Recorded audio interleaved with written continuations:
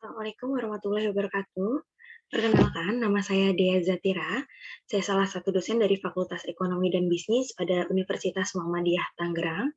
Pada kesempatan kali ini, izinkan saya untuk mempresentasikan hasil dari penelitian saya yang berjudul Finansial Teknologi Syariah sebagai solusi keuangan UMKM pada masa pandemi COVID-19. Latar belakang dari penelitian saya, yaitu dengan adanya laju penyebaran COVID-19, di mana dapat ditekan ternyata dengan menerapkan segala bentuk minimalisasi kegiatan sosialisasi masyarakat. Aktivitas ini berdampak bagi UMKM mulai dari turunnya pendapatan hingga ancaman gulung tikar. Jadi ternyata ketika pandemi COVID masuk ke Indonesia, dan salah satu cara untuk menghentikan COVID tersebut adalah dengan mengadakan kegiatan pembatasan yang berskala besar. Hal ini membuat UMKM tidak siap untuk melakukannya, sehingga banyak UMKM yang pada akhirnya ini ditutup karena nggak mampu untuk bertahan. Pemerintah melakukan peningkatan inklusi keuangan sebagai upaya menopang dan menyelamatkan UMKM di Indonesia. Finansial teknologi merupakan objek yang diproyeksikan pemerintah dengan harapan mampu meningkatkan inklusi keuangan di Indonesia. Di sini ada beberapa identifikasi masalah dalam penelitian ini, seperti pembatasan kegiatan sosial berdampak negatif pada bisnis dan ekonomi negara, pendapatan UMKM mengalami penurunan bahkan terancam bangkrut, akses permodalan dalam pengembangan UMKM hanya tergantung pada perbankan, kemudian juga UMKM membutuhkan sistem transaksi keuangan online, cashless, karena seperti yang kita tahu, hanya beberapa toko mungkin yang memang dia sifatnya sudah besar yang akan menyediakan atau mampu menyediakan jasa pembayaran yang non-tunai. Pembayaran finansial teknologi masih sangat sedikit, industri fintech syariah kurang dikenal oleh masyarakat, penggunaan layanan keuangan berbasis digital tidak menjamin implementasi keuangan yang inklusif, dan yang terakhir, referensi penelitian yang berkonsentrasi pada fintech masih sangat sedikit. Nah, dari beberapa identifikasi masalah tersebut, maka saya sangat tertarik untuk meneliti fintech syariah tersebut pada masyarakat yang ada atau pada pelaku UMKM selaku masyarakat yang ada di Kota Tangerang. Di sini ada beberapa landasan teori. Jadi pada fintech ini saya akan proksikan pada dua. Yang pertama adalah peer-to-peer lending, yaitu adalah penyelenggaraan layanan jasa keuangan yang mempertemukan pemberi pinjaman dengan penerima pinjaman dalam upaya melakukan perjanjian pinjam-meminjam. Jadi sebenarnya peer-to-peer lending ini mempermudah pelaku usaha untuk mendapatkan modal tanpa harus kontak langsung. Jadi usahanya itu tetap bisa diberikan modal atau diberikan pinjaman secara online. Yang kedua ada yang namanya payment gateway, yaitu adalah suatu sistem pembayaran online yang berfungsi menguraikan dan mengesahkan informasi pada suatu transaksi sesuai pada suatu transaksi dengan kebijakan yang telah ditetapkan oleh penyedia layanan sistem pembayaran. Nah, kalau untuk payment gateway ini, dia lebih menekankan pada layanan-layanan pembayaran yang bisa dilakukan ketika pelaku usaha ingin menjual produknya kepada masyarakat. Jadi produk masih tetap bisa terjual, pembayaran masih tetap bisa dilakukan meskipun tanpa adanya kontak langsung. Kemudian dari pendekatan penelitian yang saya lakukan di sini adalah kuantitatif deskriptif, yaitu adalah pendekatan dengan cara menjelaskan di mana sumber datanya ini adalah dari kuesioner.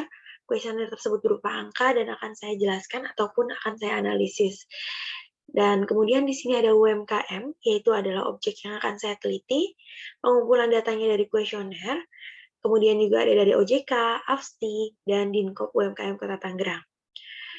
Waktu dan sampelnya. Waktunya di sini 6 bulan yang saya lakukan sebelumnya. Kemudian di sini sampelnya sendiri adalah 100 pelaku UMKM, dan di bagian analisis datanya dimulai dari analisis deskriptif, demografi responden, variabel penelitian, analisis hasil penelitian.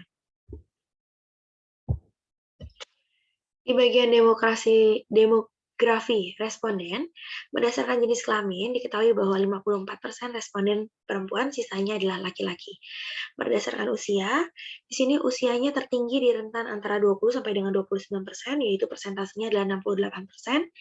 Berdasarkan bidang usaha, dari beberapa bidang seperti agen eceran, kuliner, fashion, mesin atau elektronik, kecantikan, jasa, dan lainnya, ternyata persentase tertinggi ini pada kuliner. Karena yang kita tahu ya, pada masa pandemi ini justru banyak banget pelaku-pelaku usaha yang mereka inovatif dalam menciptakan makanan-makanan yang bisa membuat masyarakat tertarik.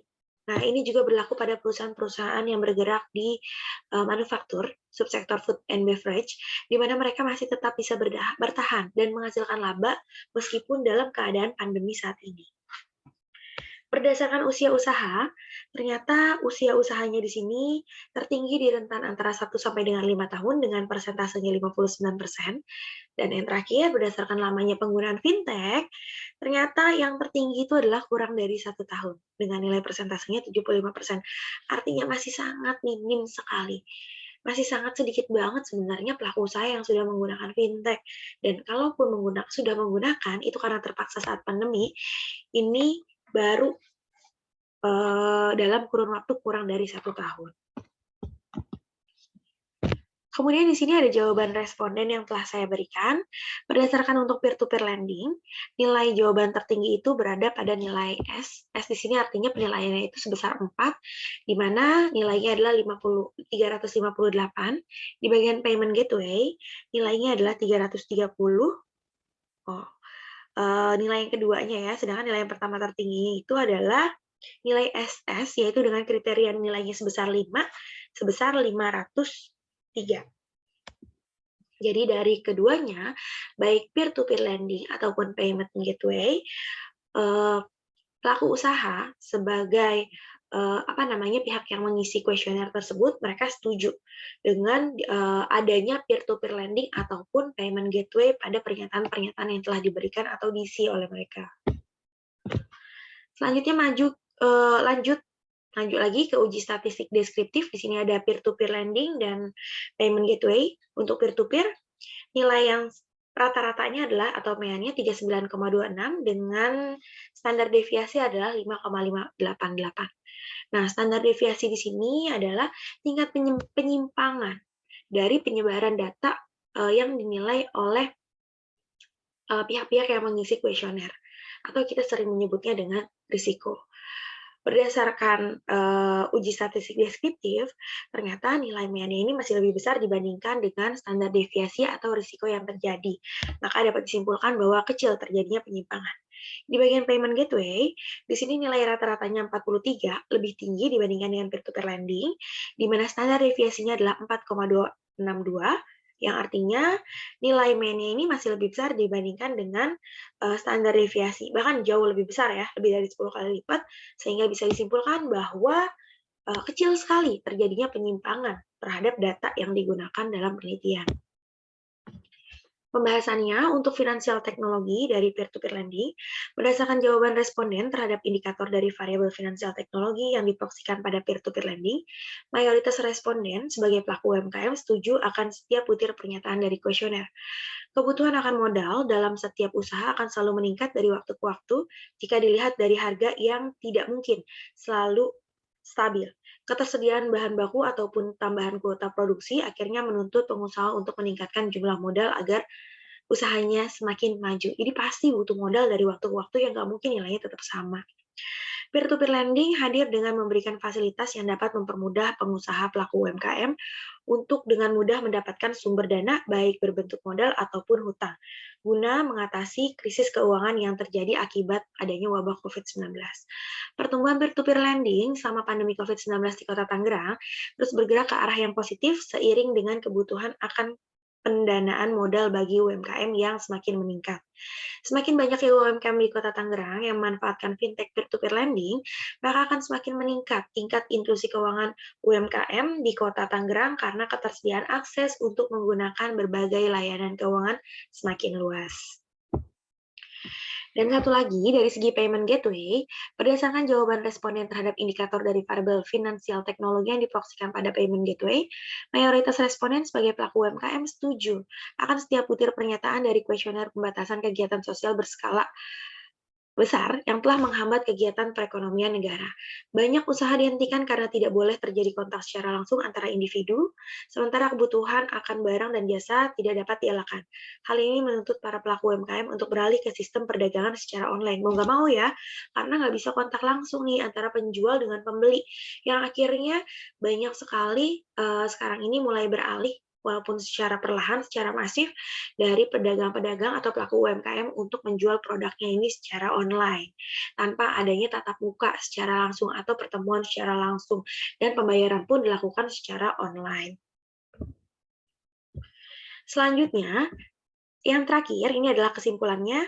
Berdasarkan hasil penelitian yang telah dilakukan, maka dapat disimpulkan bahwa finansial teknologi yang diukur dengan peer-to-peer lending dan payment gateway sangat membantu pelaku UMKM dalam menjalankan usahanya, terutama di saat merebaknya pandemi COVID-19 seperti yang terjadi saat ini.